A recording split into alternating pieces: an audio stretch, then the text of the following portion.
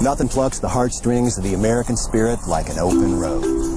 Oh, I'm not talking about those rivers of concrete which lure us with stable speeds and zero surprises. I'm talking about the highways and byways that really stitch this crazy quilt of a country together.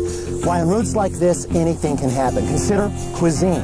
Interstates give you culinary conformity, but out here, flavors change with the contour of the land, and words like hospitality take on old meanings. Why, I bet down around that curve there's a cafe, diner, tea room, or truck stop where the waitresses still call you hun and the cooks actually cook. How do I know? I don't. But I've got a map and a motorcycle and a month to find out. I'm Alton Brown. This is Feasting on Asphalt. So far, we have feasted our way from our launch point on the coast of South Carolina through Savannah, Washington, and Toccoa, Georgia, all the way to Charlotte, North Carolina. From hot dogs to biscuits to soul food to mountains of onion rings, our southern fried fare has been authentic and, how shall I say, sturdy.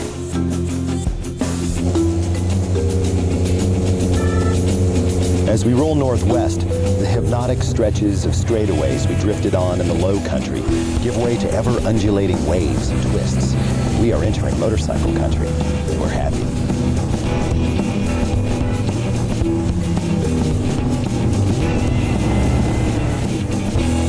I don't know how it happened, but James Taylor managed to write a song about North Carolina without once mentioning barbecue. This is a terrible error as far as I'm concerned, especially if one has ever been here in Cashiers, North Carolina, which sits comfortably on Highway 64.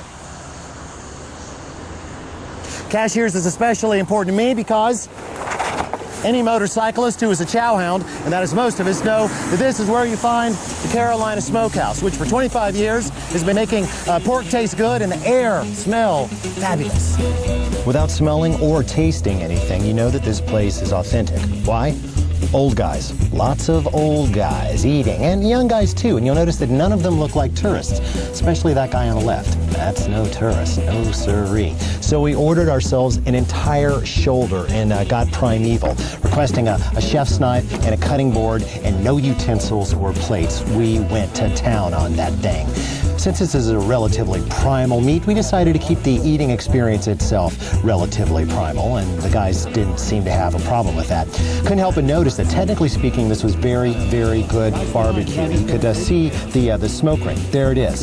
That is something that cannot be imitated. That is the penetration of smoke, and that takes skill. And, of course, smoke. Wood, of course, provides two things. One of them's heat, and the other is smoke.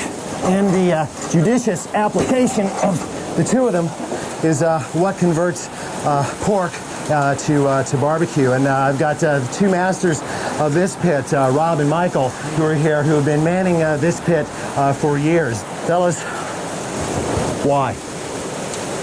Why do you do it? Why go through all this trouble day in, day out? Well, it's the only thing I know.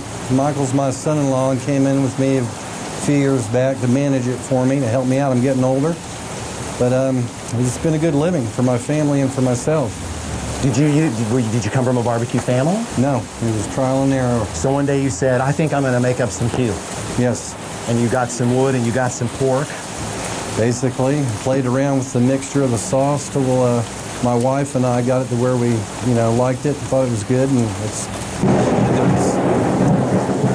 And the Lord said it is good. And so you came in because you liked his daughter. Yes, sir. You didn't care about barbecue. Not a bit. You couldn't care less. Right. But you wanted to hang around with his daughter, and that's the way it had to go. And the barbecue grew on me. Okay, what's important about this? Family business. Okay, this is one of the hallmarks of true road food, I believe, is that people that get into this business don't get into it because it's glamorous. Not glamorous. Okay, they have no illusions about the glamour here. They're into the hospitality of it because it's a good living. They're into the alchemy of the product, and they pass it along through generations. This is not the kind of thing one learns in school. It is not. You have any college-trained cooks here? No. See, a guy with a culinary degree like me probably couldn't even get a job here, and that's why this is important. Now, let's take a look at what they've got going here. You guys have pork, right? You got your butts going? And that is what barbecue should look and feel and taste like.